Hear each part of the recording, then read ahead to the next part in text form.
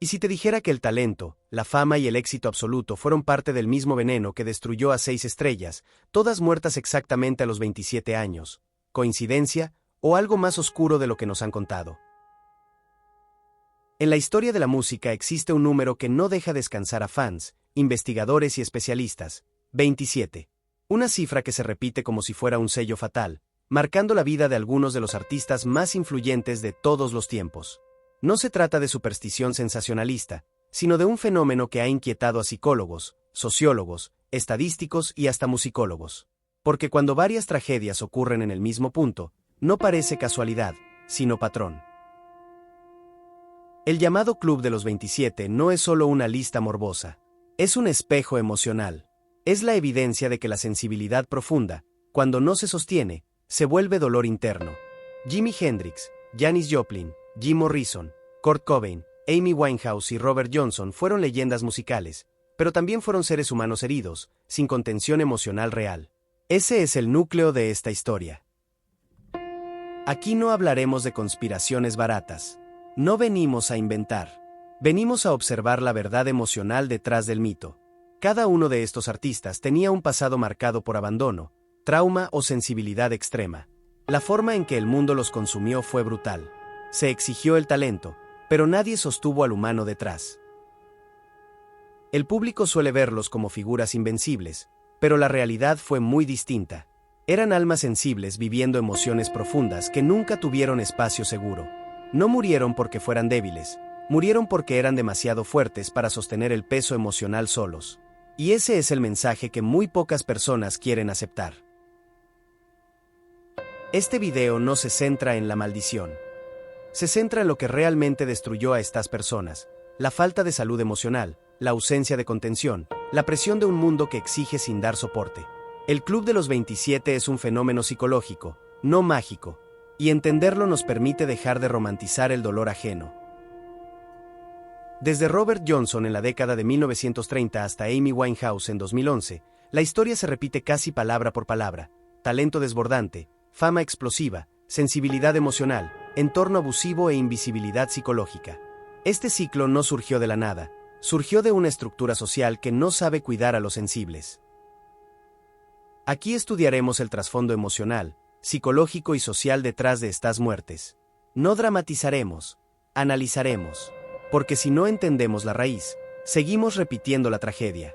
Y este análisis no pretende alimentar teorías oscuras, sino desnudar verdades que nadie quiere reconocer. La sensibilidad necesita acompañamiento. Vamos a explorar las heridas que se esconden detrás de las voces más poderosas. Vamos a mirar la fragilidad emocional que el público nunca vio porque prefería quedarse con la imagen superficial. Vamos a profundizar en lo humano, porque las leyendas no nacen de la nada, nacen de dolor transformado en arte. Al final, la pregunta no será: ¿murieron por una maldición? La pregunta real será: ¿por qué la sociedad dejó solos a quienes entregaron su alma para hacernos sentir? La tragedia del Club de los 27 no es un misterio paranormal, es un espejo social que nos incomoda porque nos exige responsabilidad emocional. Prepárate, porque lo que vas a escuchar no es una historia para asustar, sino una historia para reflexionar. No es una historia de demonios, es una historia de emociones no atendidas. Y si la entendemos, quizá dejemos de romantizar la destrucción de los sensibles y comencemos a honrar la humanidad detrás del arte. Pero antes de comenzar con esta historia, no te olvides de suscribirte al canal y de activar las notificaciones, que te avisarán de nuestras actualizaciones. Todo comienza con Robert Johnson, antes de Hendrix, antes de Joplin, antes de Morrison. Considerado el padre del blues moderno, Johnson no solo tocaba, respiraba música. Lo que la historia olvidó es que detrás de su talento había un niño emocionalmente abandonado, un adolescente sin identidad y un adulto buscando protección emocional en un mundo que apenas sobrevivía. Johnson tuvo una característica que asombró a los demás músicos: aprendió a dominar la guitarra a un nivel extraordinario en un lapso ridículamente corto. Esa rapidez de aprendizaje no era magia, era necesidad emocional. Cuando la mente y el corazón sufren, el arte se vuelve refugio. Pero el público de su época no tenía lenguaje psicológico, así que inventó sobrenaturalidad. Fue entonces cuando nace el mito: Johnson vendió su alma al diablo en un cruce de caminos. La historia narraba que su talento era tan inexplicable que solo podía venir de un pacto oscuro. Pero la realidad era muy diferente. Lo que el público interpretó como misticismo era trauma transformado en arte. Porque cuando no podemos explicar el dolor, lo convertimos en mito. Robert Johnson murió a los 27 años. Y aunque la causa exacta sigue siendo debatida, lo importante no fue cómo murió, sino cómo vivió. Vivió sin contención emocional, sin herramientas psicológicas, sin redes de apoyo. Vivió ocultando heridas profundas que nunca sanaron. Y esa experiencia se repetiría décadas después en los demás miembros del club. Lo fascinante es que Johnson jamás buscó fama. Buscaba sentido. Buscaba sentirse válido. Buscaba que su dolor fuera escuchado sin juicio. Y la industria de su época, todavía cruda y abusiva, lo llevó al borde emocional. Nadie entendía a un hombre tan sensible porque la sensibilidad no era aceptada. Era ridiculizada. Johnson no tenía amigos cercanos reales. Tenía colegas que admiraban su talento, pero nadie que comprendiera su dolor. La música le permitía hablar, pero después del escenario regresaba a una soledad emocional devastadora. Ese ciclo es el núcleo psicológico del Club de los 27, artistas que hablan en el escenario para callar en la vida. Lo más impactante es que Johnson murió pobre, sin reconocimiento, sin protección y sin cuidado. La gloria llegó póstumamente. La música que creó influenció a Hendrix, Clapton, Led Zeppelin y miles más. Pero él jamás vivió para ver cómo su dolor se convertía en legado mundial. Esa injusticia emocional se repite en todos los demás. Robert Johnson es el origen del mito, pero también es el origen de la herida. El mito del pacto no se propagó porque la gente creyera en demonios, se propagó porque la gente no podía aceptar que el dolor emocional produce genios. Era más fácil decir pacto que decir herida. Cuando entendemos a Johnson, entendemos la raíz real del Club de los 27, almas sensibles que la sociedad nunca supo acompañar. Johnson no fue un hombre maldito, fue un hombre abandonado emocionalmente. Y ese abandono es lo que mata, no la edad. Johnson muere a los 27, y nace la sombra que perseguirá a las siguientes generaciones de músicos. Pero más que sombra, fue advertencia. Una advertencia que el mundo ignoró, repitió y romantizó. Y ese silenciamiento emocional fue la verdadera tragedia. Jimi Hendrix no solo era un virtuoso, era un hombre marcado por emociones contenidas desde la infancia. Creció en un ambiente inestable, con padres ausentes y un hogar frágil. Desde pequeño aprendió que para sobrevivir debía ocultarse emocionalmente. La guitarra no fue un instrumento, fue su refugio. Tocar era la única manera de que su alma no se rompiera en silencio. Cuando llegó a Inglaterra, el mundo lo vio como una explosión creativa. Pero nadie entendió que esa explosión provenía de un corazón que nunca había sido escuchado. En el escenario se transformaba en un volcán, un huracán, un fenómeno. Afuera de él, era silencioso, introspectivo, casi tímido. La diferencia entre el Hendrix público y el Hendrix real era abismal. Quemar guitarras no era show, era catarsis. Su música era una conversación emocional con un pasado que nunca sanó. Su virtuosismo era una forma de no hundirse mentalmente. Sin embargo, conforme el público pedía más intensidad, él se iba quebrando por dentro. La industria veía un recurso explotable, no un ser humano con heridas profundas. Hendrix sufrió insomnio, ansiedad, episodios depresivos y aislamiento. Pero como era un genio, la sociedad asumió que era invulnerable. Nunca lo fue. Sus amigos decían que era el último en dormir, el primero en despertar y el que menos comía. Un cuerpo agotado, una mente cansada y un espíritu que no encontraba equilibrio. Lo más cruel fue la relación con la fama. Para los demás era inmortal, pero él sentía que su vida era un reloj que estaba por explotar. Las agendas extenuantes no le permitían respirar. Presentaciones interminables, contratos sufocantes, falta total de descanso. La industria absorbía cada fibra de su salud mental. En sus últimos meses, Hendrix comienza a hablar de cansancio emocional. Pero la industria escucha como capricho, no como grito de auxilio. Intentó encontrar paz, pero el ruido externo era más fuerte. El éxito que todos deseaban tener fue la cárcel donde emocionalmente se perdió. Su muerte a los 27 no fue solo una fatalidad, fue la consecuencia de una vida donde no existió contención emocional. En un mundo que idolatra a los artistas, nadie pregunta cómo se sienten. Y esa indiferencia fue más cruel que cualquier tragedia. El mito lo convirtió en leyenda, pero la realidad lo convirtió en mártir emocional. Lo que lo destruyó no fue la rebeldía, sino la sensibilidad profunda sin espacio para expresarse. Cuando la gente no puede soportar hablar de su dolor, el dolor los consume. Hendrix fue un canal creativo, pero también fue un niño emocionalmente herido convertido en estrella mundial. Todos admiraron la guitarra, pero pocos miraron al hombre. Hendrix no murió por exceso, murió por falta de comprensión. Y ahí se resume una idea brutal del Club de los 27. La genialidad no es solo destreza, también es herida. Cuando no existe un espacio seguro para esa herida, el genio paga el precio con su vida. Hendrix no fue sacrificio místico, fue sacrificio humano ante una industria insensible. Janis Joplin fue energía y vulnerabilidad pura. Desde adolescente cargó el dolor del rechazo social. Nunca encajó en el molde femenino impuesto por su época. Su voz no solo cantaba, gritaba las heridas que nunca pudo expresar verbalmente. Su talento no era espectáculo, era supervivencia emocional. Cada canción de Janis era confesional. Era terapia, catarsis, exorcismo emocional.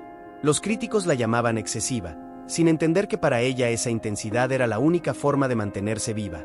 Cuando subía al escenario, se liberaba. Cuando bajaba, caía nuevamente al vacío emocional.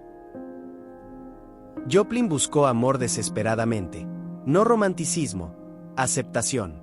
Necesitaba sentir que era suficiente, pero la fama le arrojó aplausos sin afecto. Su vulnerabilidad era evidente, pero todos preferían la imagen de la rockstar fuerte antes que ver a la mujer frágil detrás. Aunque tenía fama, internamente estaba sola. Una soledad tan profunda que la hacía sentir que su existencia era un eco vacío. Lo que el público aplaudía era la intensidad de sus emociones, pero nadie quiso ayudarla a contenerlas o sanarlas. Esa indiferencia fue su mayor condena. La presión de la industria exigía más. Más discos, más conciertos, más intensidad. Nadie preguntaba cómo dormía, cómo comía, cómo vivía. Nadie preguntaba cuántas veces lloraba sola en su cuarto. Esa invisibilidad emocional fue lo que la quebró. Sus últimos meses fueron trágicamente predecibles. No era irresponsabilidad, era agotamiento. Janis Joplin no estaba escapando de la vida, estaba escapando del peso emocional que nadie la ayudó a sostener. No pedía fama, pedía paz. Pero en la mente del público, ella fue la cantante intensa y salvaje. El problema es que nadie vio que esa intensidad era una defensa, un mecanismo de supervivencia, una manera de gritar emocionalmente: ¡ayúdenme! A los 27 pierde la vida, pero lo que realmente muere es la esperanza emocional que nunca encontró. La industria quedó con discos, el público con leyenda, pero Janis quedó con heridas que nunca se sanaron. Su muerte simboliza que el talento no es invulnerable. La sensibilidad extrema necesita contención, no presión. El mundo tomó lo mejor de ella y le devolvió indiferencia. Y por eso Janis Joplin no fue víctima de exceso, sino víctima de soledad emocional estructural. Esa soledad que consumió a varias figuras del Club de los 27. Esa soledad que habla más fuerte que cualquier teoría sobrenatural. Jim Morrison fue mucho más que un vocalista. Fue un filósofo atrapado dentro de una industria superficial. Desde joven estuvo obsesionado con el sentido de la vida, la muerte, la existencia y la conciencia. Sus letras no eran entretenimiento, eran manifiestos poéticos. La fama no lo convirtió en rockstar, lo convirtió en un profeta rodeado de ruido, incomprendido por la sociedad que lo idolatraba sin entenderlo. Esa dualidad fue su tortura interior. Para Morrison, el escenario no era un lugar de poder, era un escape espiritual. Allí podía gritar lo que nunca pudo decir con calma. Podía confrontar ideologías, romper pensamientos monótonos, despertar mentes dormidas.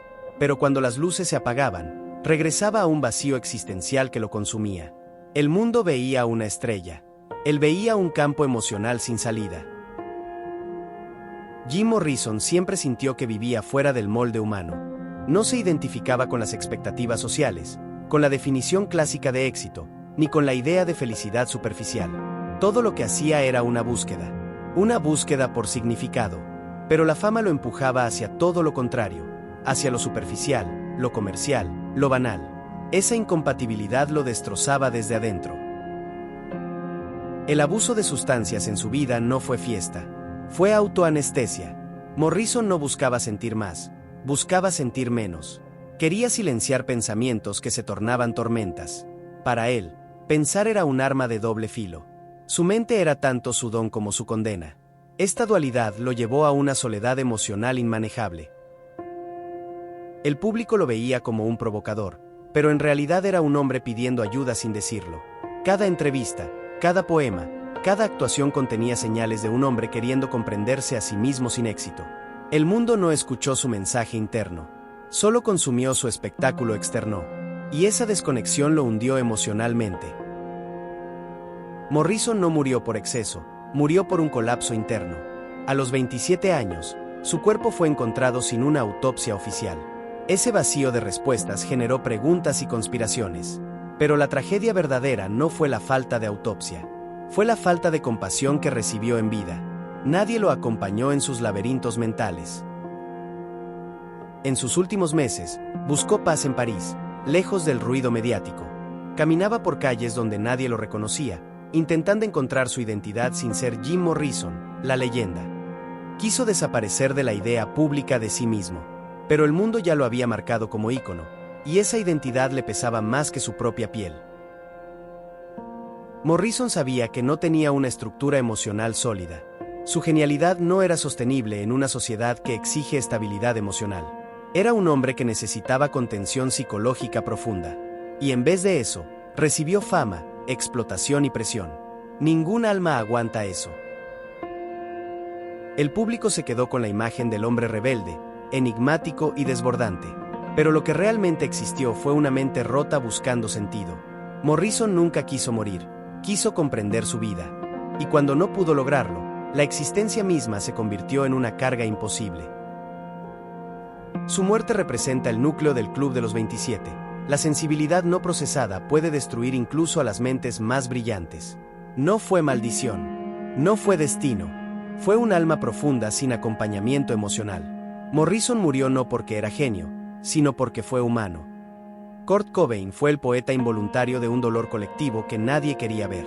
No fue un músico comercial, fue un espejo de una generación emocionalmente rota. Sus letras no eran rebeldes, eran confesiones disfrazadas de arte. El mundo lo interpretó como símbolo de rebeldía juvenil, pero en realidad era un hombre que no sabía cómo sostener la propia carga de su existencia.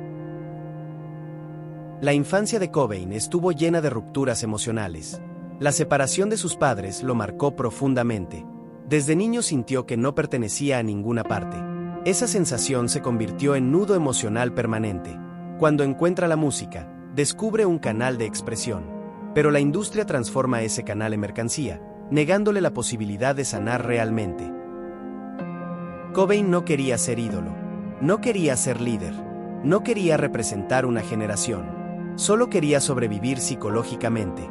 Pero la fama lo convirtió en bandera de todo un movimiento. Cada aplauso lo hundía más, porque no se sentía digno de la idealización que el mundo proyectaba en él. Sus dolores físicos crónicos empeoraban su ansiedad. Vivía en un cuerpo incómodo, con una mente atormentada. Lo que para muchos era excesos, para él era escape de un sufrimiento sin alivio. Pero nadie quiso entenderlo. Todos querían consumirlo. Nadie quiso acompañarlo emocionalmente. Cobain no pudo encontrar una identidad sana. Su sensibilidad era intensa, su empatía sin límites, su mente un océano sin orilla. El resultado fue aislamiento emocional severo. No era un hombre incapaz. Era un hombre exhausto. Exhausto de fingir que estaba bien para sostener a una industria y a un público que lo necesitaban como símbolo. En sus últimos meses se volvió más introspectivo. Intentaba explicar a su entorno que estaba desgastado emocionalmente. Pero nadie entendió la magnitud del colapso mental que estaba viviendo. Lo etiquetaron como inestable, sin darse cuenta de que era una mente altamente consciente viviendo un dolor psicológico insoportable. Cuando muere a los 27, el mundo quedó en shock. Pero lo impactante no fue su muerte, fue la ceguera pública ante sus señales. Cobain dejó pistas emocionales en su música, en entrevistas, en cartas. Estas señales fueron ignoradas porque la sociedad no está diseñada para escuchar el dolor de quienes considera genios. Su muerte no fue resultado de irresponsabilidad, sino resultado de una sensibilidad sin contención. Para Cobain, vivir se volvió más difícil que desaparecer. No porque quisiera desaparecer, sino porque quería dejar de sufrir. El sufrimiento no debería juzgarse, debería comprenderse. El Club de los 27 no se trata de tragedias aisladas. Se trata de patrones emocionales que se repiten sin que nadie intervenga. Cobain representa la evidencia más clara. La genialidad no se destruye por exceso, sino por falta de acompañamiento psicológico adecuado. Si hubiera tenido una red emocional estable, terapia profunda, contención real, probablemente habría sobrevivido. Pero la industria no entiende de salud emocional. Por eso Cobain no murió como mito, murió como humano que necesitaba ayuda y nunca la recibió. Amy Winehouse era una paradoja viviente, una voz poderosa, un alma delicada. El talento le vino grande emocionalmente. Ella jamás esperó ser ícono, lo único que buscaba era refugio emocional. Pero desde su primer éxito quedó atrapada en un círculo donde el público pedía más y ella cada vez tenía menos para dar. La fama llegó antes que la sanación. Su música no era interpretación, era confesión emocional. Cada canción era autobiográfica, cada letra era herida. El público aplaudía la intensidad, pero no comprendía el dolor detrás. Mientras más éxito tenía, más sola se sentía. La fama la aisló de la posibilidad de pedir ayuda sin convertirse en noticia amarillista. Amy sufría ansiedad severa, episodios depresivos y dependencia emocional profunda. Lo que el público veía como excesos, eran reacciones a heridas emocionales que la fama amplificaba. Su entorno no la protegió. La industria no la acompañó. El público la consumió. Y los medios la destruyeron. Su relación con el amor fue tóxica porque buscaba en pareja el afecto que nunca encontró en sí misma. Amy no necesitaba fama, necesitaba contención. No necesitaba premios, necesitaba estabilidad emocional. Pero en vez de eso recibió cámaras, juicio social y presión psicológica. La prensa la trató como espectáculo, no como ser humano. Cada caída era portada. Cada recaída era titular. Pero nadie veía la raíz profunda. Una mujer emocionalmente llena de heridas que no sabía cómo sanarse. Amy gritó su dolor a través de su música, pero nadie quiso escucharlo como súplica. Sus últimos meses reflejan un patrón idéntico al resto del Club de los 27, aislamiento emocional, presión mediática, falta de acompañamiento terapéutico. Amy no estaba escapando de la vida, estaba tratando de sobrevivir a un mundo que no la dejaba respirar. Su muerte a los 27 fue la consecuencia de una sensibilidad emocional sin contención. No fue irresponsabilidad, fue vulnerabilidad abandonada. La industria tomó lo mejor de ella, pero nadie tomó la responsabilidad de sostenerla. Amy Winehouse fue esencia pura. Su arte era medicina emocional, pero el mundo la trató como espectáculo. Ese maltrato emocional constante no es casualidad, es estructura. Y estructura que repitieron Hendrix, Joplin, Morrison, Cobain y Johnson. Ella no murió por exceso. Murió por falta de compasión, falta de cuidado, falta de acompañamiento psicológico profundo. Murió porque nadie entendió su sensibilidad como un tesoro que debía protegerse. Amy Winehouse se convirtió en otra prueba de que el Club de los 27 no es maldición, es evidencia. Evidencia de que la genialidad emocional no puede sobrevivir sola en un mundo diseñado para consumir, no para cuidar. Amy no murió como ícono, murió como ser humano incomprendido. Cuando estudiamos el Club de los 27 desde números, todo parece coincidencia. Estadísticamente la probabilidad no es tan alta. Pero cuando lo estudiamos desde psicología, el patrón se vuelve evidente. No mueren por edad, mueren por estructura emocional, social y mediática que actúa como detonante en identidades frágiles.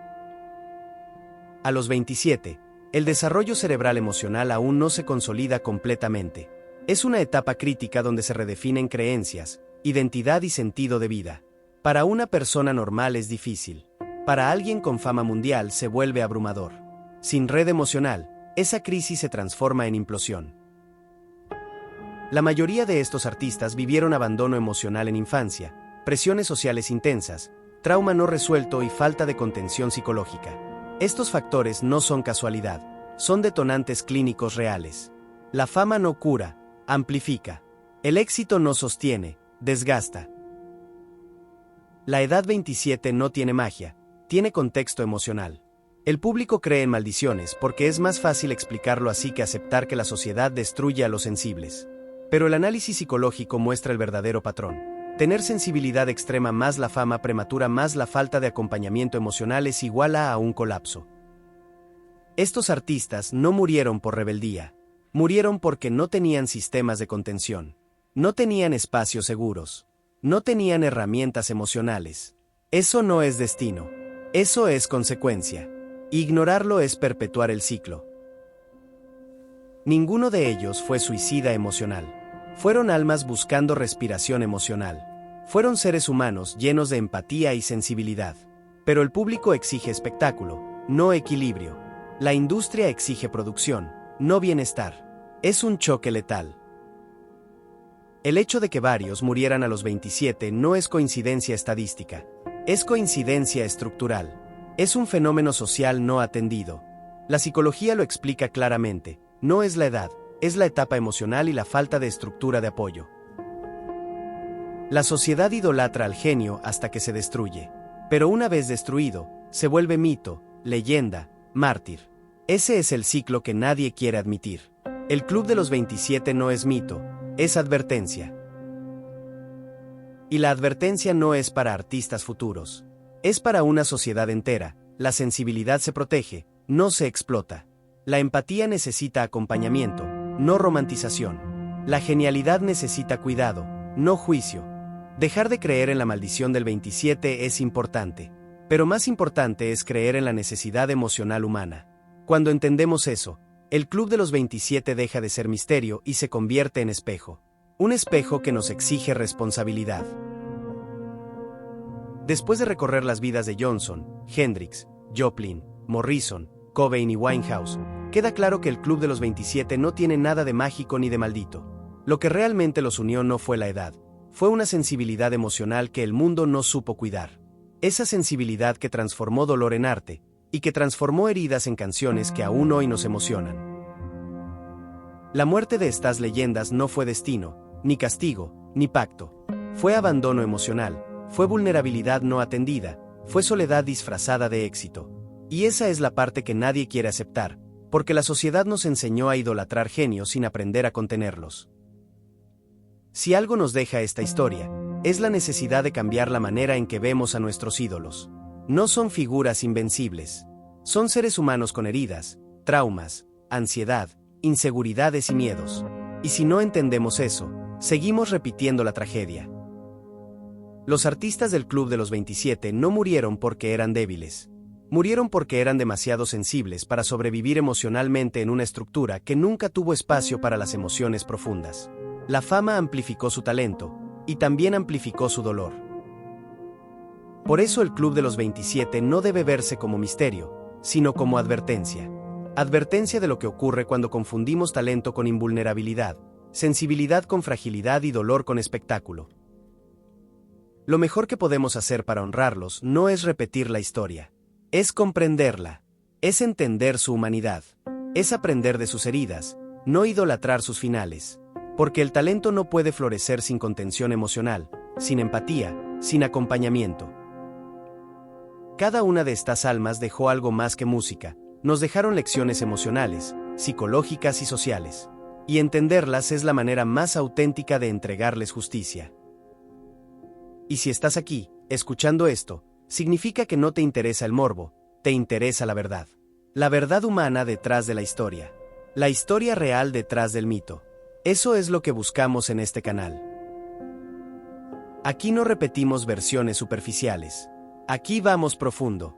Aquí analizamos, comprendemos y conectamos con la esencia emocional de las leyendas. Aquí, la historia no se cuenta, se interpreta.